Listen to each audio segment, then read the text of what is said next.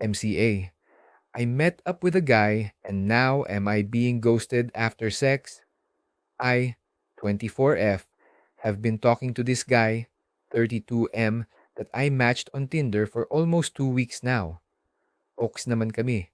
He's sweet and gentle for me and actually good looking siya. Nakapag-VC na din kami for like 2 beses na. Actually, yung first VC namin, I told him that di pa ako ready for a relationship kasi kaka-break ko lang sa ex ko nung December. Take note, nasabi ko na din to una pa lang.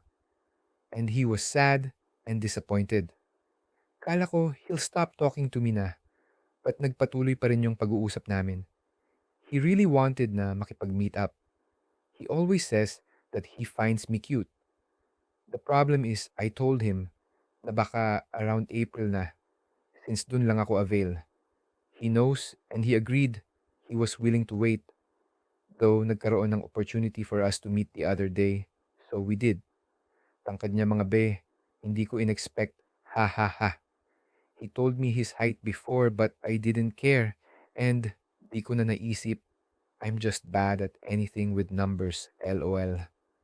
Anyway, he's tall, maputi, and good looking. Very mature and gentle lang makipag-usap. So kumain muna kami sa labas. Then after like 3 oras, we went back to our place since gabi na. Take note, noon pa lang sinasabi ko na I don't want to have sex. And kahit before the meetup, I told him, di ako makikipag-sex sa kanya. Ayoko na kasing nauuna pa ang sex. I want yung get to know each other muna huhu. Ayoko na ding madagdagan body count ko. Andun siya sa place ko since we agreed na mag-overnight siya kasi malayo pinanggalingan niya and nahiya na din ako, galing pa siyang work. It all went well naman at first. Kumakain lang kami then, nagkwentuhan. Then, nagiging touchy na siya like hugging and hinihimas na kamay ko ganun. When he's leaning for a kiss, umiiwas ako since ayoko ngang mapunta sa bembangan huhu.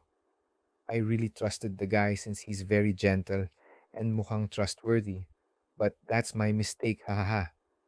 My place has a double-deck bed, so I was planning na matulog sa taas and siya sa baba. Useless kasi in the end, naging magkatabi kami since gusto niya ngang tumabi ako sa kanya. We started cuddling, and of course he became super touchy na. He started touching my body, down to my piano. I was resisting at first kaso wala na huhu. Naghubad na siya and dim he's big. Natakot ako ng slight, petite, and sobrang payat ko lang. Matangkad siya but I didn't know na ang laki nung ano niya. First time ko lang makakita nun. In person mga be. Tas he was so ready since may dala siyang lab and condom huhu. So yun, we did the deed haha. And napansin niya yung ibang insecurities ko about my body, which is yung pagiging payat ko lang naman. At first, he was okay na payat ako, but di niya pa kasi nakikita yung underneath haha. I think okay pa rin naman sa kanya nung nakita na. We had a good time naman, kaso feeling ko lang, di siya masyadong nakatulog. Actually, gusto na niya sana umuwi kasi di pa naman daw ganun ka-late. And para tuloy, tuloy-tulog niya kasi may pasok pa siya Tom. I insisted na matulog na siya in my place since I don't want to feel na he just wanted the sex. Fast forward, umalis na siya kinabukasan. Nag-update siya nung nakauwi na siya. But the entire day, di na siya nagchat-chat. The next day na ulit siya nagchat, pero good morning lang.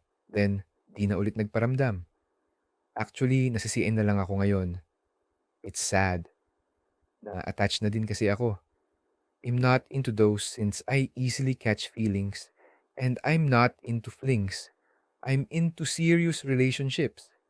Iniisip ko na lang, baka sobrang busy niya pero deep inside, syempre, di naman ako tanga haha. I'm still waiting for a reply, hoping nakakausapin pa ako.